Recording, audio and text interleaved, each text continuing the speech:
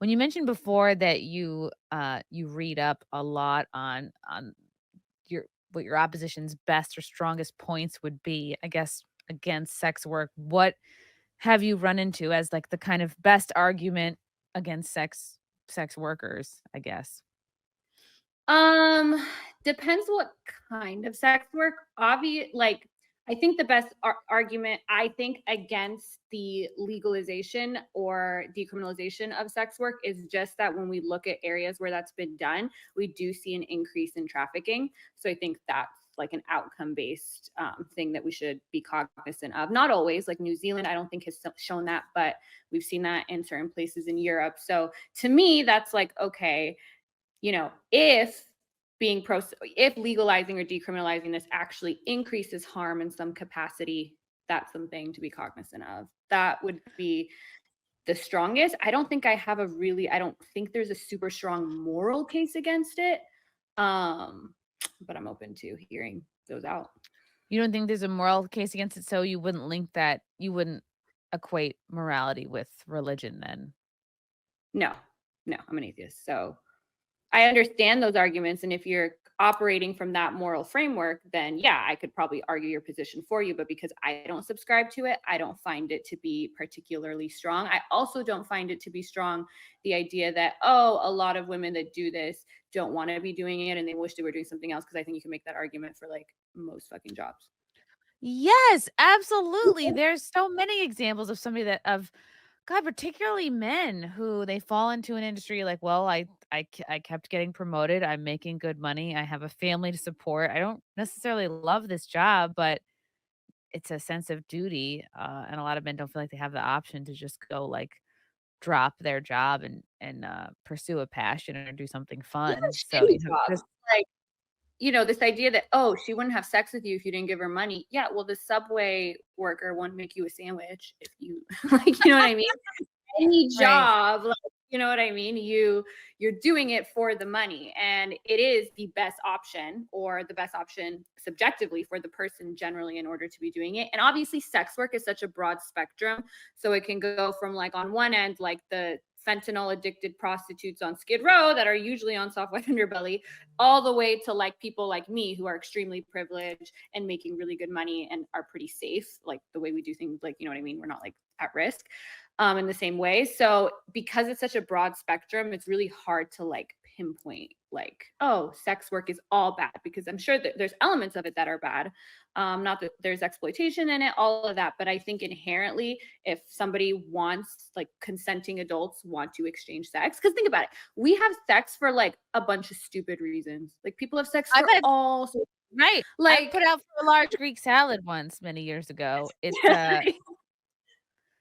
had anchovies. I couldn't resist. People have So, sex because they're bored, because they feel like it, because they want to get ahead, because they want an advantage. So adding money into the equation, to me, I don't see a strong reason as to why that should change things. Like, you know, well, I guess people could say you're commodifying or you're selling um your emotions or your relationship.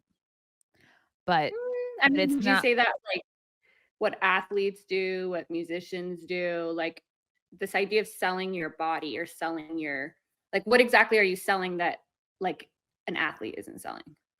well, an athlete is in a sense it is similar because it is a performance, but an athlete is not just doing a sport to one person. It's like it's a show.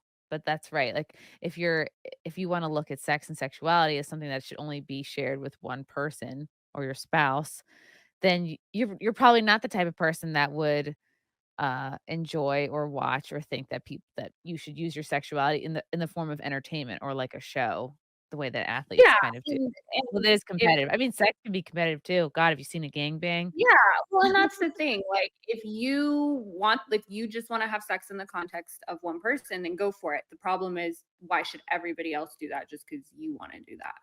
That's my thing. Like, Right. people always find it really interesting. I don't actually have, like, casual sex. and I have a pretty low like body count, whatever I learned this term from being on these stupid podcasts. But and the reason for that isn't because I have a moral opposition to it, but because I just don't like it. Like I don't enjoy it, and so I don't pretend to enjoy it. I'm not one of those people that's like, oh, I should do it because this is a fun, like happy, like hot feminist boss babe thing to do. I'm like, no, like I don't enjoy it. Gives me negative emotions, so I'm not going to do it. And I think people should just kind of like, yeah, if, but like OnlyFans and being naked, I like it. And it doesn't give you those emotions. So doing what's best for you instead of trying to do like this one size fits all for society, I feel like isn't the way to go, at least in Western society for sure, because we are individualistic and not sociocentric like other areas of the world. Right. And you mentioned you're an atheist. You haven't really felt yourself wanting a traditional relationship. So it's even if you didn't do OnlyFans, it's not like you would be this traditional married No. with kids type person. It's like you still wouldn't be doing the right thing in a lot of people's minds. So Yeah. it's not like the existence of OnlyFans means that you're going to get married and have kids. Yeah, Um, exactly. And the whole doing the right thing, like according to who, right? But yeah, one thing I've always stressed is people are like, "Oh my gosh, you do OnlyFans now." Like, what if people I'm like the kind of people I've always been around and made and being like educated, academia leans left, like no one has an issue with sex work. Men don't have an issue with sex work. Like it's not like a thing like the internet, like you're a fucking whore. Like this is not how this demographic behaves. And that's still the demographic I'm mostly a part of when I'm not on the internet. So it's not a huge deal. It's very like crazy that I did it because no one else does it, and it's kind of like ooh, but they don't have like the narratives surrounding sex work that I guess other parts of the population do. I see a lot of this in comments sections, but I wonder if you directly experience this, that people will disregard your feelings on any other subject matter, politics, like really anything. It could be finance, it could be being an entrepreneur. They will disregard your opinions outright as a result of your working in the adult industry. Do you find that's the case? The people who comment it are not disregarding it. That's why they're commenting it. They're Hmm. commenting It's it, like you're watching it. here, here. Yeah. So there are people who I think you're right, they did, but those are never the ones commenting. And I would say in my case, I actually probably get way more attention. People are more interested in what I want to say because I do OnlyFans, because they're like, oh, that's kind of interesting. So no, I don't think that's truly the case. People want that to be the case, right? I have people who follow everything I do and comment on everything I do that I don't care about your opinion. Well, yeah, you do. You're commenting it on every single thing that I do. So I don't think that's really the reason they're writing that comment, that they don't care. I think they care and they're bothered that they care, so they're writing that. Yeah, I just noticed there's a lot of misplaced anger going toward in the direction of, like, women in the sex work industry because it's like, I feel like there's some folks that, maybe they're men that think, "Oh, man, I would love to date a girl like Jasmine, but if only she wasn't on OnlyFans, if only she didn't do this kind of work," but it's like, there is no universe where you're not doing this, so it's like you're living in a fantasy world where you can, like, have your cake and eat it too, and then there's folks that same thing, like, they go, "Oh, like, if you only weren't doing this, you would have been a housewife, you would have been a stay-at-home mom, like, you would have been, knitting hats for cats on Etsy." Like, well, like, that's not where you would have ended up because you never Yeah, felt compelled yeah. to go that traditional route. It's also that people the way our society is set up is there needs to be negative social sanctions for things that we consider to be wrong. And because sex work has such a people have such, you know, deep rooted opinions on it, the idea for most of history, and you can argue today but less and less so, is that women who do this need to have some type of negative consequence. They have to be socially outcasted, they need to have the rest of their lives affected. So I see this a lot with people on the internet because it's like, oh, she's getting away with it, that can't be the case. Like the shoe has to, like, what is the saying, whatever the shoe has to drop. But But her shoe will in this drop.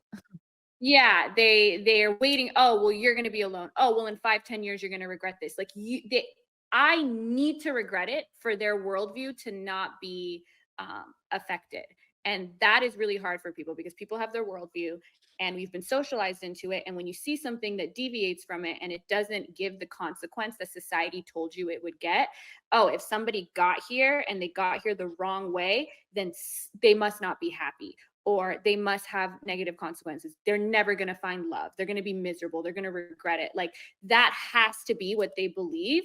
Otherwise, they have to rethink all of the stuff that they know and learned. And people, that's really difficult for people to do. Yeah. Wow. It's fascinating because you're never gonna get, even if you stop doing OnlyFans tomorrow, you're never gonna get rid of sex work. Even if you were somehow able to ban everybody online, all porn was banned from the internet. Sure. Okay. Well, then we're just gonna go back to what we were doing in the 50s and 60s. Like, it would be maybe back to magazines or Playboy. There would be it would be like physical media again.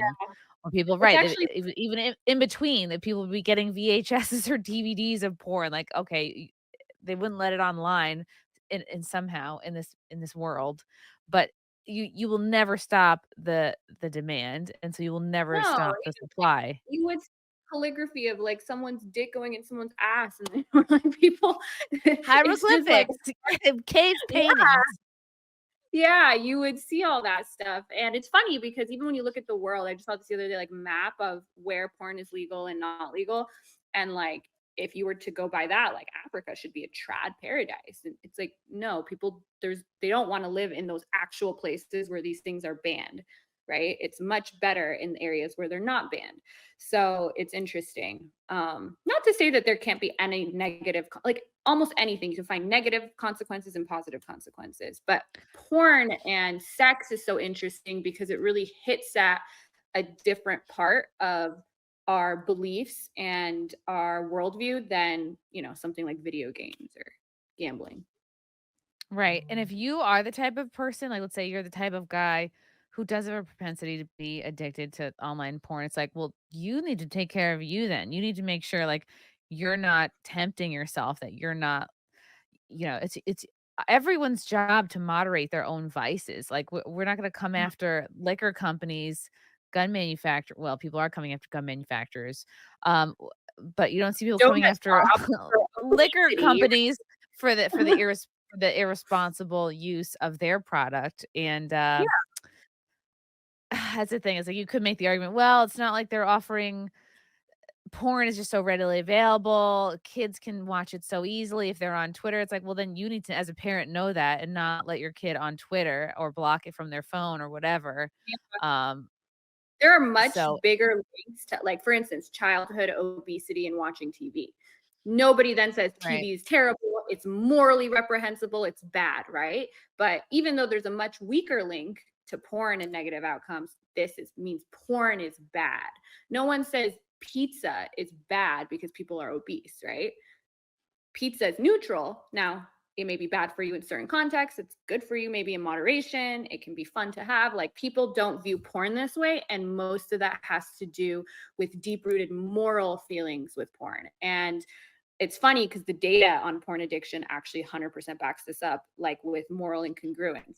So there's no data linking how often you watch porn, how many hours you watch porn, how many orgasms you have when you watch porn in a week or in a month, whatever, even though there's been tons of research that's been trying to do this, that can link that to how likely you are to have negative addiction or whatever outcomes.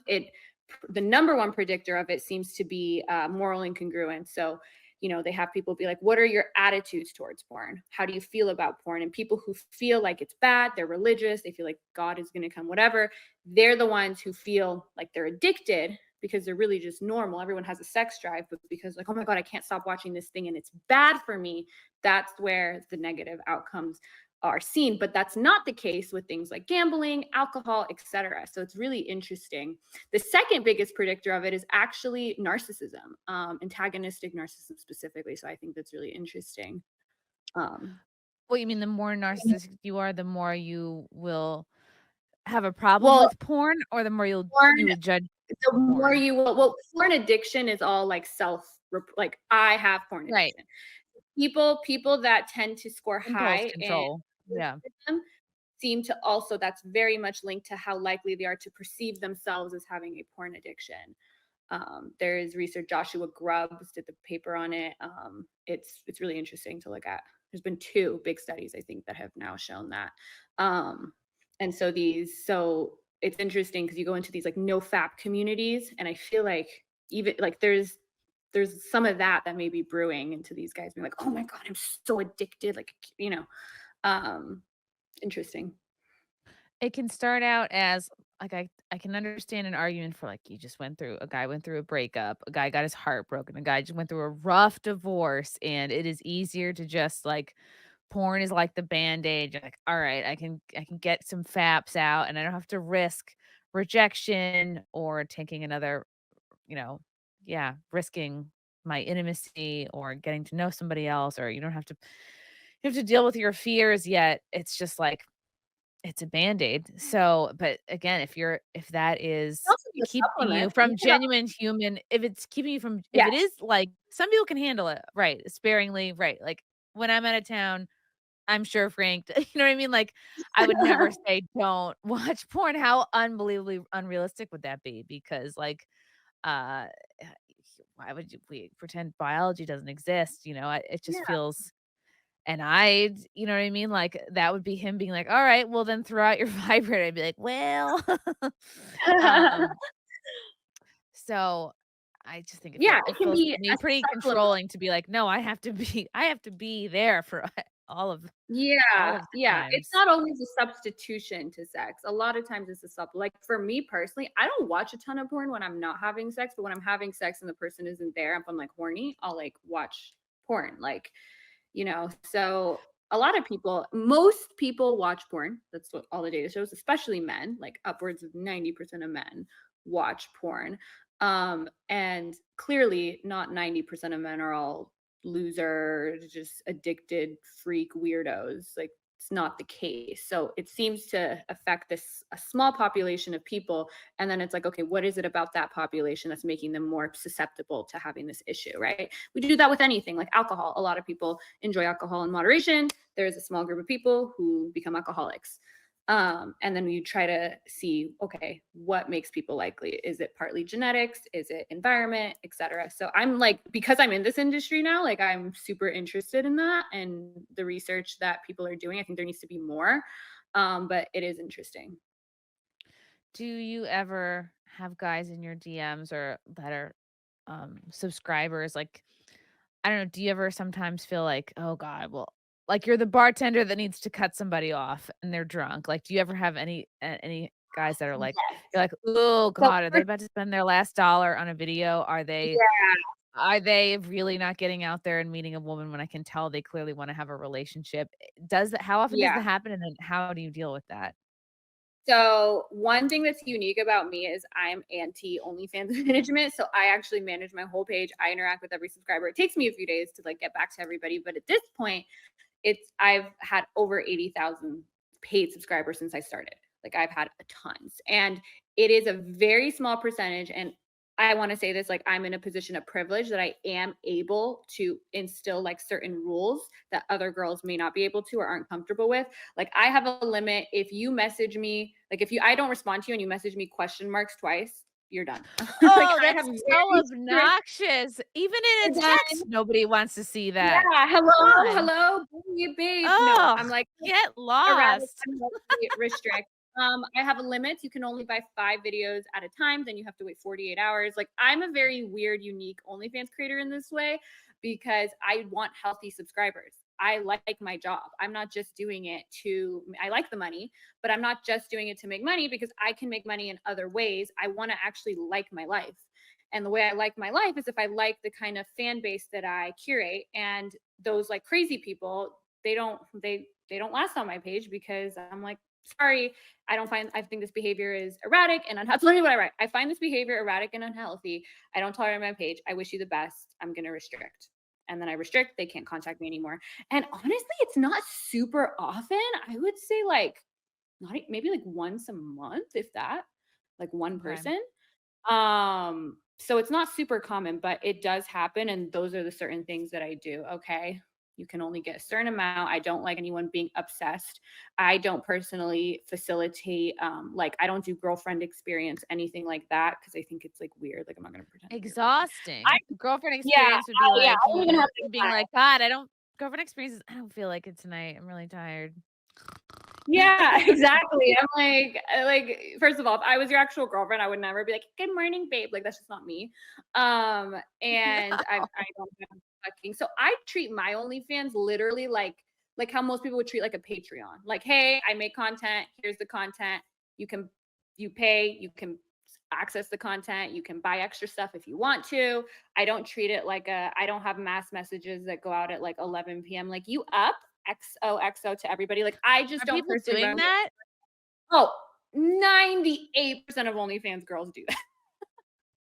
Hey, They have a babe. automated "you up" Yeah. message that they'll send all their subscribers at what, like 11 PM or something like that? That's Sometimes, you up, actually babe? I'm horny. genius. I wanna play, blah, blah, blah, blah, blah. And so I get a ton of subscribers that like are like, Wow. thank God that you don't do that. Like, they're like, thank you for not like being a bot, because those accounts just seem like, and sometimes they are, because you just can mass message everybody, or they'll be like, hey, is your rebill not on? Do you don't think I'm sexy enough? Let's see if this changes your mind. Like, I'm pretty cringy. I can't be that. I can't be like that kind of cringy. Like, I can be like podcast debate cringy, but not that. Yeah. So I always ran my page in a way that I felt like was my like actual personality. I also don't like shoot scenes or do anything that I wouldn't do in like that's not part of my authentic sex life. Because I would suck at it. I'm not a good actress. I can't just sit there and be like, like I'm gonna look retarded. So I'll leave that to the people who are good at that.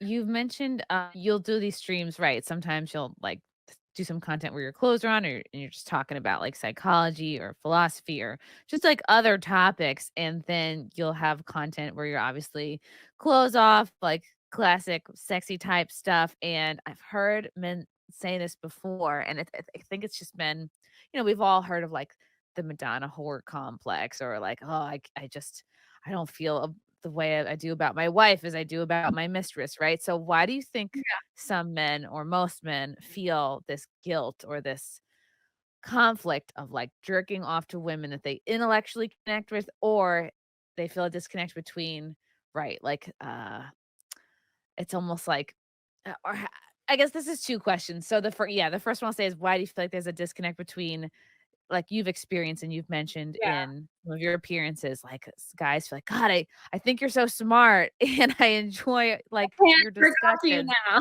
but because I now feel I like I can. can't jerk off to you." Why is that? I think there when you're jerking off or when you're in the midst of with anyone, with your what, you are purely in your primitive brain and you're super like you are objectifying. Like, I don't care if it's the love of your life. When you're horny, you are solely thinking of your sexual pleasure. And the way we've been socialized is to think that's degrading and that's bad. And because of that, we now have this like disconnect where it's like, okay, this is the people I degrade, or these are the people, which I don't think it's degrading, but and then these are the people I actually care about. And it's hard to mix those because we've been told that what you're doing is wrong. You're being rude. You're being disrespectful by jerking off to this person. You're being disrespectful for seeing this person as the sexual object. When it's like, even in loving relationships, like when you're fucking, you're not like, oh, what are these person's like thoughts and feelings on free will, right? Like, you're in the moment, right? So, and that's one thing I found. Now, this isn't like a scientific study. I have no control group. One thing I found is that exposure really helps with this. So, like, a lot of these guys that are like, oh, it's so hard for me to jerk off to you, I'm having like a hard time with this. After a few times, they're like, oh, now I like am totally fine with it. Now it's actually fine. It's fine. It's like one of those things where once your brain gets used to it, I feel like the effect dissipates. It's kind of like just representation in general. Like the first time my mom watched a soap opera, she saw like a gay couple. She's like, this is disgusting. I can't see this. I can't stand them kissing. And then now she just like treats it like, oh, like a guy and a girl kissing. So I think that is probably where that stems from, is like, you're a porn star. I have a purpose for you. And if you deviate from that purpose, then I feel like I can't disrespect and objectify you in the same way. where I think objectification is part of our lives. We objectify people all the time in different contexts and use them for the utility, right? Like you objectify your cashier, you object in different ways, but sexual objectification, because of the reasons I said earlier, has connotations associated with it that people find, shameful and a bunch of other things. Yeah, so a lot of it's tied to shame. And I wonder too, like how many men, I guess, that you sort of encounter have this thing where like, oh, it's easier for me to sexualize a stranger or someone I subscribe to on OnlyFans than it is to my girlfriend or my wife. How does that Yeah, happen? I do. Yeah, you do find that, and you do find a lot of men struggling. Like, it's like, okay, this is a guilt-free way to fantasize about someone who is clearly consenting to it, right? Instead of like a lot of people will be like, oh, I subscribe to you because, and I have a lot of like, I'd say like higher educated men because they're like, oh, a woman like you would probably be at my office. I've been to school with a woman like you. I have a colleague with a woman like you. And you help me embody the fantasy and the feelings that I have for this woman, but she's off limits. And I shouldn't be thinking of her in this way. So I'm going to move that fantasy onto you in a context where it doesn't feel like I'm doing anything wrong. So I do find that.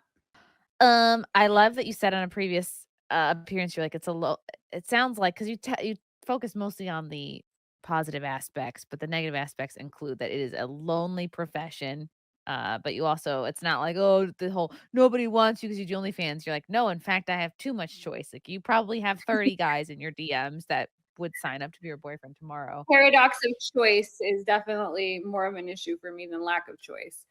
But yeah, it can be very low. I'm also naturally introverted, so in other settings where I was forced to get out every day and socialize was good for me because my natural instinct is to like, lay in bed and read. So I have to fight against that now with this job because I could just sit on the internet all day and not do anything. So I try to, I literally, like, this is really sad. I will put on my to-do list like text back boys or like text back friends. Oh, And I friends, not have like your subscribers. no, Like I for both. Like I will literally, if it's a specific guy, I'll be like, text back Jason if I'm trying to talk to Jason for a little bit. Or if it's just like, sometimes I'll put entertain boys. And what that means is that tells me that some time throughout the day I should go through my phone and text back people, like men that I haven't texted back in a few days. Because it's the thing, like like, of course I want to date, like I want to find someone, but it's like going to the gym where it's like you want the result, but the like doing Mm. it and the initial part of it, like it has a good payoff, but it like sucks in the beginning, like dating, right? Like it's like, oh, okay, I gotta find someone to actually vibe with, which means I gotta see if I vibe with these 50 people and like 49 of them I probably am not. And so the easy decision is like, oh, I'm just gonna sit on my couch and not go to the gym, or I'm just gonna sit in my couch and like sit in my bed and like ghost all these guys. So that's definitely like a struggle for me, but I do put it on my to-do list. Whereas Sometimes it gets, on OnlyFans, the payoff is right away, yeah. in terms of, like, the time you spend messaging guys or Yeah, this making sounds really content bad, for them. but because I get paid to message people, it's hard for me to message people for free, hoping for a later payoff. Like, I do find that. Like, I just went through, answered all these messages, and there's this guy that I find somewhat attractive that's like, "Hey, how's your night going?" And I'm like, "Ugh, ugh, I don't have to do this. I don't have to answer Is he this a right now. Like, I don't." subscriber or someone that, like, you could potentially be interested in to date? No, the guy who, like, I'll go through my subscribers and then there'll be like a hot guy that I met somewhere and I'm like, okay, this is fun. Let's exchange numbers. And he's like, hey, so like, how's your night going? And it's like right after I finish answering that 200 times for my subscribers, I'm like, I don't want to, like, I, You're you know what I mean? exhausted. You're exhausted Yeah, from work to, I like, get have a like, and because I work on my phone so much, when I'm not working, I don't like to be on my phone and I don't like to like yeah, stare at a, that so makes I'm like, sense. okay, I'm done for the night. I'm gonna take an edible and put my phone away and like do some shit or whatever.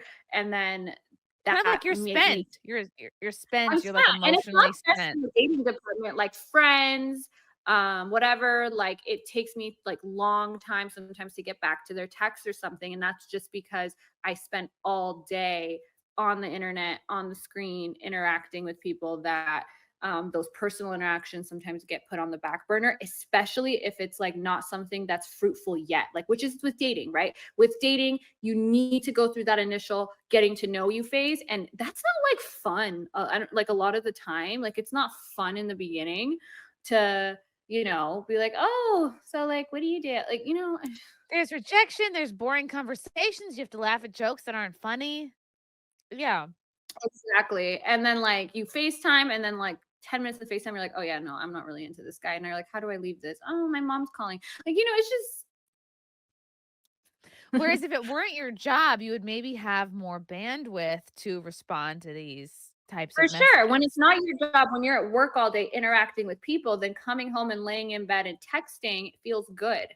But if you've laid in bed and answered messages all day, answering additional messages from potential dating prospects that you don't have an emotional connection to yet feels taxing. It feels like another job. It feels like another thing I need to check off my list.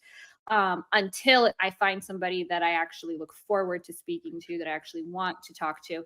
But in order to find that person, you need to go through that. The idea someone's going to just fall into my lap and I don't have to like get to know them is not realistic.